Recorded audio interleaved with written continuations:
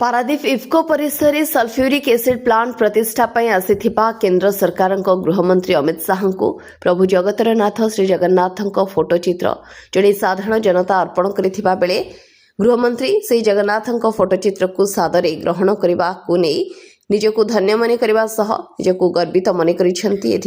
Media आगे निजर खुशी कथा कही पारादीपगढ़ जड़े साधारण जनता अनंत विश्वास तो आज्ञा फोटो गोटे आणिकी आसती जगन्नाथ महाप्रभु जगन्नाथ ओडिशावासी भी समस्ते देशवासी ठूँ आरंभ कर सारा पृथ्वी भी जानती जगन्नाथ को जगन्नाथ धाम आम जगन्नाथ धाम लोक समस्ते प्रिय एवं अमित शाह जे कि गृहमंत्री जे कि आम मोर फोटो गोटे मुझे फोटोचित्र नहीं भितर को एंट्री कली मत बहुत जगह ब्रेक भी करते मुझे फोटो किसी ना यादे से ठाकुरंकर केवल आमर दियो जय जगन्नाथ तांको फोटो आउ किसी ना तो थाना वाला भी पुलिस स्टाफ जो प्रशासन मत कहले ना से साइड्रे ठिया हूँ भितर को जावाक देले ना मुझे साइड्रे ठिया होकर फोटो जो देखली आमर अमित शाह गृहमंत्री जो नजर पड़ा फोटो पर मु भाभी नथली विश्वास कर नथली जे कि सी मते तांकर स्पीच सरिया पर भाषण सरिया पर तुरंत मते डाकिगिरी से फोटो निजे ग्रहण करिए बोली आ एवं निजे ग्रहण कले डाकिले संपत चंद्र स्वाई शिल्प मंत्री मते आसी स्टेज ऊपर आसी चलिकी आसिकी स्टाफ को कहले सी मते डाकिले एवं आदरी नेले एवं मु जाई फोटो देला परे मु एते माने खुशी जे तार परिकल्पना मु करि पारनी आउ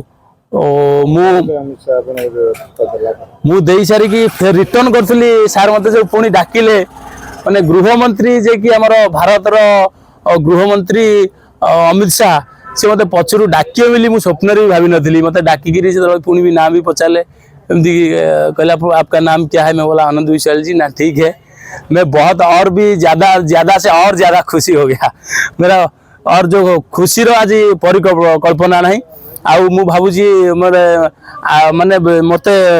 जेती वर्ष है मुझे आज सबुठ बहुत बड़ा खुशी दिन आज फोटोचित्र आनिक अमित शाह को देवे बोली ना काहू दबा नहीं अमित शाह को दबा को आनी सत किंतु सी नेबे ग्रहण करेंगे न करेंगे किंतु जगन्नाथ देश सी प्रेमी लोक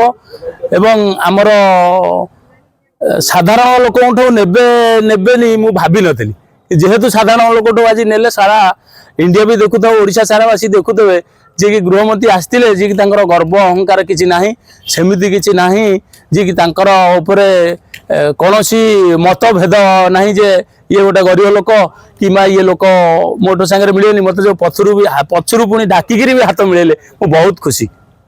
जगतसिंहपुर संग्राम केसरी बेहरा रिपोर्ट विचित्र दुनिया।